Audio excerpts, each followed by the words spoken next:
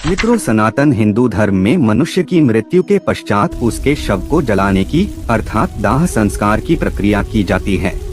लेकिन हिंदू धर्म में कई बार शव को दफनाया भी जाता है। हिंदू धर्म में साधु और बच्चों के शव का दाह संस्कार न करके उन्हें दफनाया जाता है।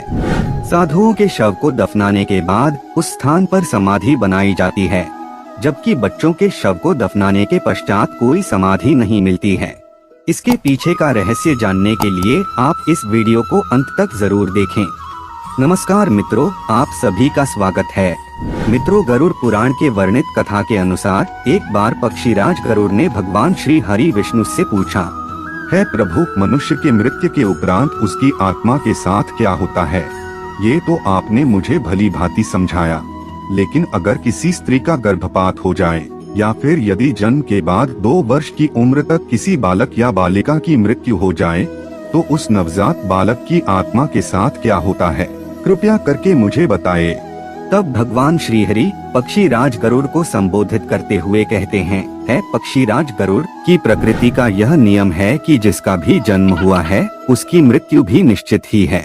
मृत्यु ऐसा सत्य है जिसे कोई भी नकार नहीं सकता है। मृत्यु निकट आने पर मनुष्य को अपने शरीर का त्याग अवश्य ही करना पड़ता है और शरीर के साथ वह व्यक्ति सभी भौतिक वस्तुओं का भी त्याग कर देता है। अर्थात मनुष्य मृत्यु के पश्चात इस मृत्यु लोक की कोई भी वस्तु अपने साथ लेकर नहीं जा सकता। उसके साथ केवल उसके पाप और पुण्य ही जाते हैं और ऐसे में जो आत्मा अमर है उसका कभी अंत नहीं होता है। वह अपने कर्मों के अनुसार बार बार जन्म लेती है। मनुष्य का शरीर भी उसका अपना नहीं है, वह भी उसे कुछ ही समय के लिए ईश्वर द्वारा प्राप्त हुआ है, जो एक दिन 5 तत्वों में विलीन हो जाएगा। किंतु फिर भी मनुष्य इस संसार में जन्म लेकर कई भौतिक सुखों के मोह में पड़ जाता है। मृत्यु के बाद भी उसका उन वस्तुओं के प्रति मोह नहीं छूटता है और ऐसे में जब तक मनुष्य सांसारिक वस्तुओं का मोह त्याग करके संपूर्ण रूप से ईश्वर को अपना नहीं लेता, तब तक वह अलग अलग योनियों में जन्म लेकर पृथ्वी लोक पर ही भटकता रहता है।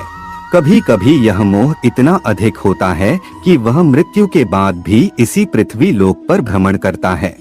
अर्थात वह प्रेत योनि धारण करता है कि यदि किसी मनुष्य की अकाल मृत्यु हो जाती है तो वह भी प्रेत योनि में चला जाता है और प्रेत योनि में वह अपने ही परिवार के लोगों को दुख देने लगता है। इसी प्रकार से साधु संतों में भी उनकी आत्मा को उनके नश्वर शरीर से कोई लगाव नहीं होता है, जिस कारण से उनके शव को भी दफनाकर उन पर समाधि बना दी जाती है। इसके अलावा साधु संतों की समाधि के पास उनकी तपस्या की ऊर्जा को भी महसूस किया जा सकता है, क्योंकि ऐसा मनुष्य अपनी कठोर तपस्या और आध्यात्मिक प्रशिक्षण के बल पर अपने शरीर की सभी इंद्रियों पर नियंत्रित कर लेता है और 5 दोष यानी काम, क्रोध, लोभ, मोह, अहंकार पर विजय प्राप्त कर लेता है। ऐसे में उस शरीर में उपस्थित आत्मा को उस शरीर से कोई लगाव नहीं रह जाता है और जब ऐसे मनुष्य की मृत्यु हो जाती है तो वह बिना किसी बाधा अपने शरीर को त्याग करके परमधाम को चले जाते हैं। वहीं 2 वर्ष से अधिक की आयु के मनुष्य की आत्मा में मोह माया और काम जैसी इच्छा उत्पन्न हो जाती है। जैसे जैसे मनुष्य का शरीर बड़ा होने लगता है उसकी आत्मा भी मोह माया के बंधन से बन जाती है।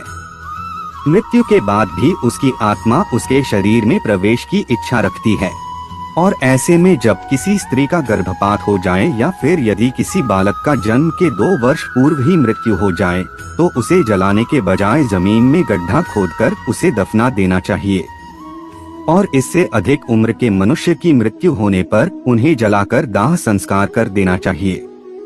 जब भी मनुष्य जन्म लेता है तो वह 2 वर्ष की उम्र तक दुनियादारी और इस संसार की मोह माया से परे रहता है।